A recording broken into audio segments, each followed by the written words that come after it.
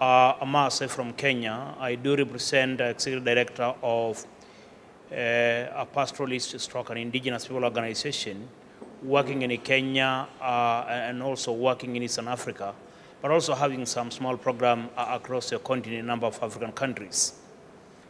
What kind of programs do you run? Well, we deal with a number of programs. We deal with mainly livelihoods. We deal with human rights. And we are working on a climate change, having in mind, particularly the Horn of Africa. Drought has negative impact on the life of the people. And for that reason, we deal a lot with the pastoralists, whose livelihood really depend on livestock. And then the impact of climate change with the livestock have really created a lot of poverty and a lot of challenges as far as the livelihood of those people are concerned. How can you affect change at these talks? Because obviously it's affecting a lot of pastoralist people. Are you getting involved in the negotiations or speaking to particular countries?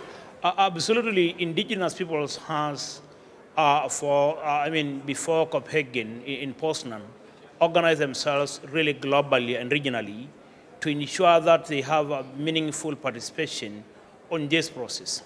Because the decisions that are made, even though they're made at the global level, has an impact on the ground.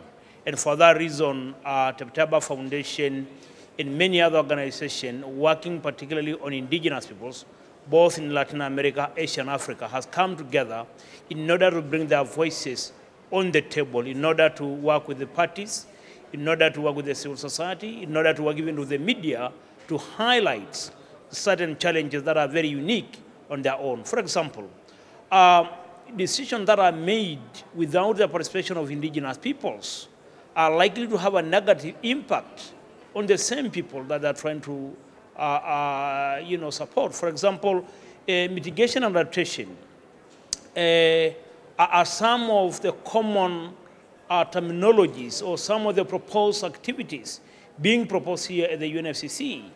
But if those are somehow implemented without participation of indigenous peoples, then they're likely to have a very, very negative impact. And I give two examples. One is the CDM projects. We have seen, for example, in Kenya, among the Maasai people, where a CDM project have a negative impact because people are affected on their land to create space for CDM projects. This is why whatever proposed must and should try as much as possible to include the voices of indigenous people who will be affected. Today, in the current COP discussion, we are likely to have the Green Climate Change Fund, which is going to fund a lot of projects.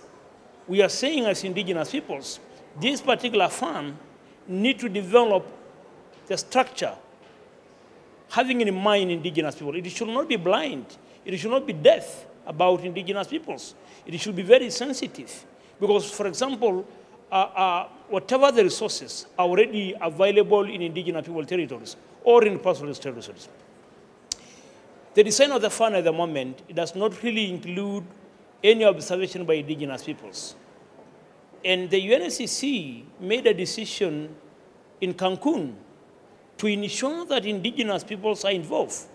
Indigenous people have a meaningful participation. And therefore, even the fund, the Green Climate Fund, we expect the fund to ensure that indigenous people are brought on board.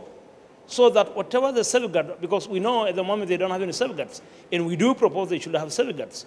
And those safeguards should be having in mind the human rights-based approach, so that we don't propose any solution on climate change that at the end affect and violate and abuse the right of indigenous peoples or pastoralists on the ground.